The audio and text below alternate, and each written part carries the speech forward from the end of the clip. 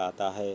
क्योंकि अभी तक विवाह नहीं हुआ है और मिस लतिका नाम से कहानी में उसे संबोधित किया जाता रहा है। उसमें कहानी में आप लोगों ने पढ़ी हो तो ह्यूबर्ट की बात आती है, मिस्टर मुखर्जी हैं साथ में और मिस वुड।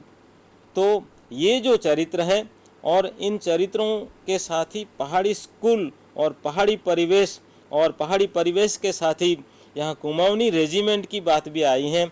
और जब लड़कियों ने पूछा तो लतिका ने पिछली बार भी ये कहा था कि शायद वो घर जाएगी, परंतु जा नहीं पाई हैं। और लड़कियों को भी पता है कि पिछली बार भी मैम ने कहा था, लेकिन वो यहीं रही थी।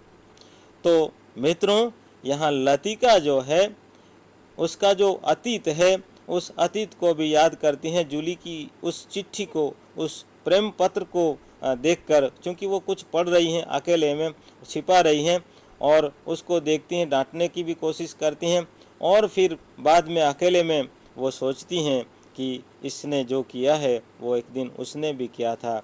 और फिर बात याद आती हैं उस कैप्टन जो कि कुमाऊनी रेजिमेंट में कैप्टन मिस्टर नेगी, और नेगी के साथ उसका जो प्रेम है उस प्रेम को याद करती हैं और उस स्थिति में पहुंच जाती हैं।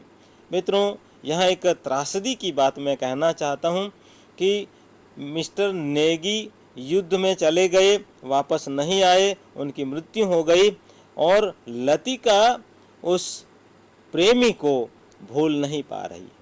ये संभवतः उसकी नियति है और इसलिए न तो विवाह करने की सोचती हैं, अथवा तो यहाँ मिस्टर मुखर्जी का जो प्रेम पत्र उस पर आता है, उस प्रेम पत्र का न तो हाँ में जवाब देती हैं न तो ना में जवाब देती हैं और एक भ्रांति सी अपने लिए भी वो खड़ी कर लेती हैं और इस तरह से उस मृत प्रेमी को भी नहीं भूलती हैं और जो सामने उसको जवाब भी नहीं देती हैं। तो ये एक बड़ी ही विचित्रता भरी स्थिति है और संभवतः उसी को मैं कुंठा कहना चाहूँगा। दूसरी एक बात उसके मन में चल रही है, जो कि मिस वुड जो है उस पहाड़ी स्कूल में प्राचार्य है और उसका जो शरीर है ना, वृद्धत्व धीरे धीरे उस पर हावी हो रहा है। तो लतिका यह भी सोचती है मन ही मन कि वह भी एक दिन इस तरह से वृद्ध हो जाएगी और अंग ये जो है पोपला मुंह हो जाएगा, तो क्या होगा।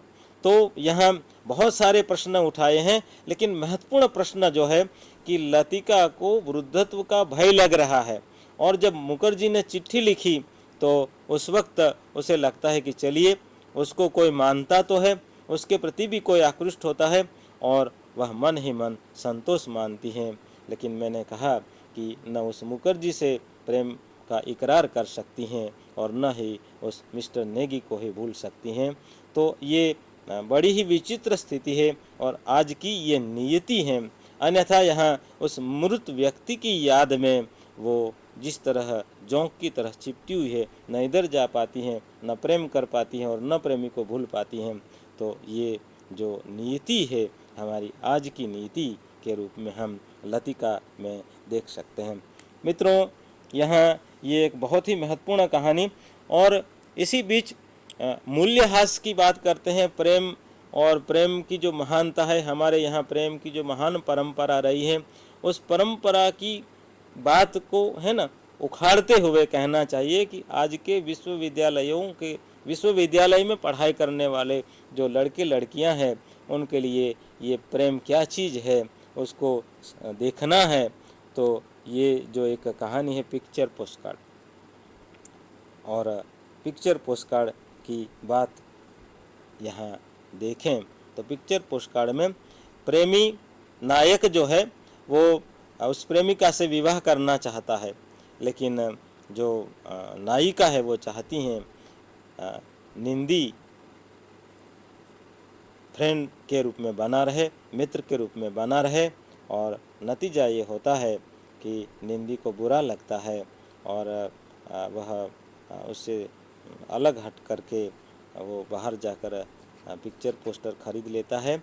और इसके अलावा एक दूसरी बात, इसी तरह की कहानी की बात करते हैं तो पिक्चर पोस्टकार्ड नाम की ये जो कहानी है, तो ये पिक्चर पोस्टकार्ड कि भाई तुम बाहर क्यों नहीं चले जाते, यहाँ क्या कर रहे हो, बाहर जाते हो तो आपको किसी अखबार के प्रतिनिधि बनकर रिपोर्टर के रूप में जाओ तो बहुत कुछ कमा सकते हो। और यहाँ वो यह भी आग्रह रखती हैं कि तुम बाहर जाओ तो मेरे लिए पिक्चर पोस्टकार्ड भेज देना।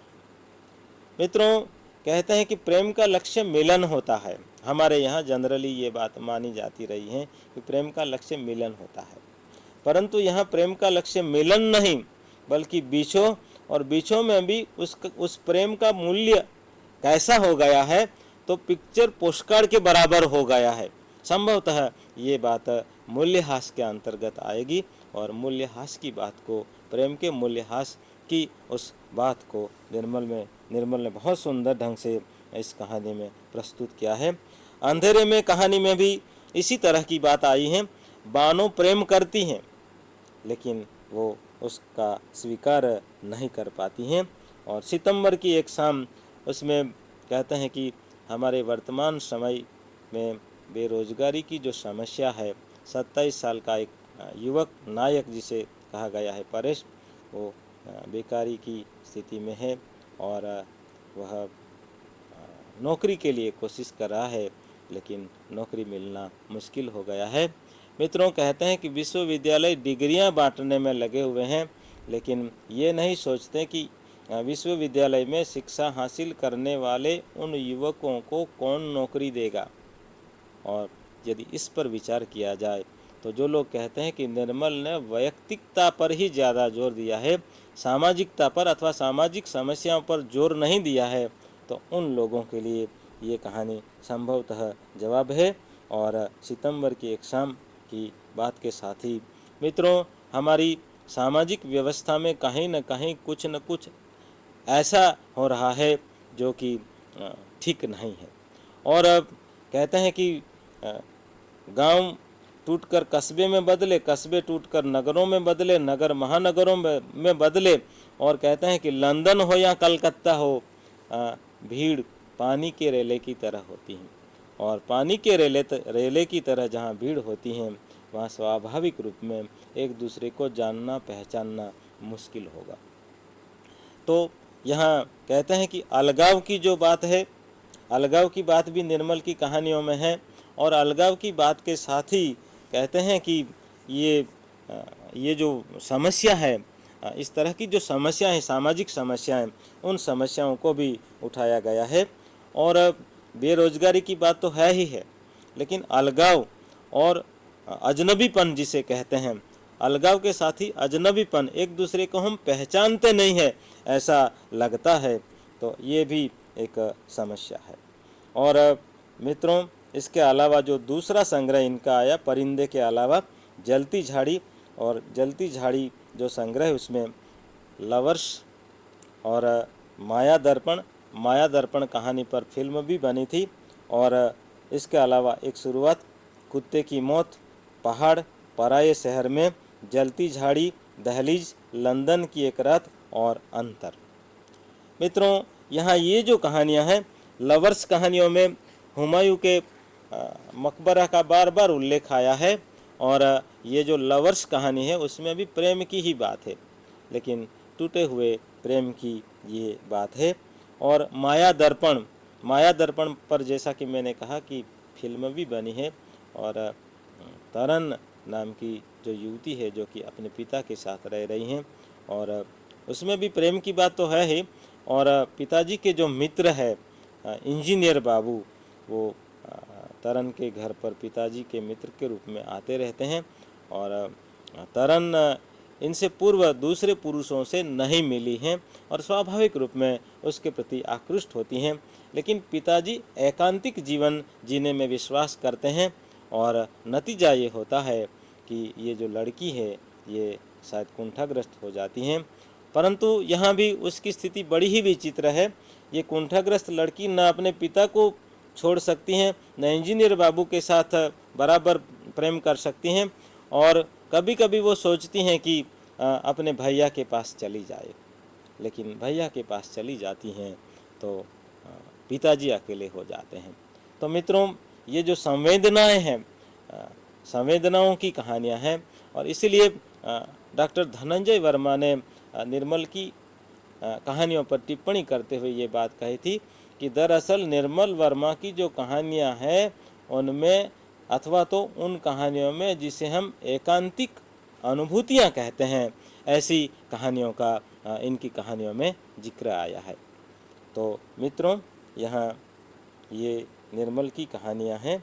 इन कहानियों में बहुत सुंदर बातें आई हैं और संवेदनाओं की बात है, सामाजिकता की बात है, और सामाजिकता की बात के साथ साथ यहाँ जो हमारी सामाजिक समस्याएं हैं उसका भी जिक्र आया है।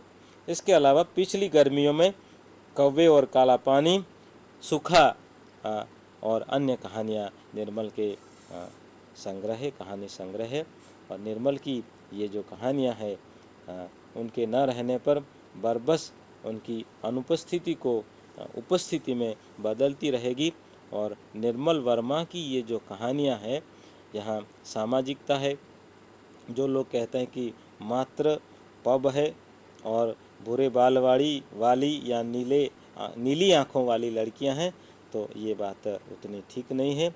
और निर्मल के यहाँ बिंब है, प्रतीक है, और नई कविता में जितनी जितनी जो प्रयोगशीलता है वो प्रयोग यहाँ निर्मल की कहानियों में मिलते हैं। और निर्मल इसलिए एक बहुत ही महत्वपूर्ण कहानीकार और सशक्त हस्ताक्षर के रूप में हमारे सामने आते हैं। और ये न केवल कहानीकार हैं बल्कि इनके उपन्यास भी मशहूर रहे हैं। वे दिन और वे दिन के अलावा इन्होंने जो उपन्यास लिखे उनमें लालटीन की छत, एक चिथड़ा सुख, और एक चिथड़ा सुख के साथ ही आप लोगों ने पढ़ा हो तो रात का रिपोर्टर और अंतिम अरण्य, ये इनके उपन्यास है। और उपन्यासों में उनका जो स्वर उभरा है वो सामाजिकता के साथ जुड़ा हुआ है। हालांकि वे दिन उपन्यास की जब बात होती है तो उसको भी हिंदी के जो महत्वपूर्ण उपन्यास है उनमें जिसे लघु उपन्यास की संज्ञा दी जाती है, इस किस्म का और पहला प्रयोगशील उपन्यास माना जाता रहा है। तो इधर जो हमारी वर्तमान की जो समस्या है, ऋषि नामक पत्रकार जो कि कहते हैं कि ये उपन्यास जो है पत्रकार और पत्रकार पर किस तरह से जो खुफिया पुलिस उसके पीछे पड़ी हुई है, और वह न तो अपनी प्रेयसी के साथ ठीक तरह से जी पाता है, न तो अपनी पत्नी के साथ रह पाता है, और उसके पीछे कहते हैं कि निरंतर गेस्टो पुलिस पड़ी हुई हैं, लगी हुई हैं, और उसके व्यक्तिगत जीवन की जो त्रासदी है उस त्रासदी को भी उभारा है। तो अंतिम अरण्य जैसे उपन्यास में निर्मल जी ने जो वृद्धत्व की समस्या है, वृद्धत्व, उसको भी लिखा है। और यहाँ इसलिए मुझे निर्मल बार बार याद आते हैं। और निर्मल ने निबंध भी लिखे हैं, और जैसा कि मैंने कहा कि भारत और यूरोप जो है उसको समझने की, बेहतर ढंग से समझने की और समझाने की उन निबंधों में उन्होंने कोशिश की है। और निर्मल इसीलिए याद रखे जाएंगे। विशेषतः जब जब नई कहानी की बात होगी तब तक निर्मल अवश्य याद आएंगे। और निर्मल का परिंदे संग्रह और उनकी परिंदे कहानी भी हमें याद आती रहेगी। धन्यवाद।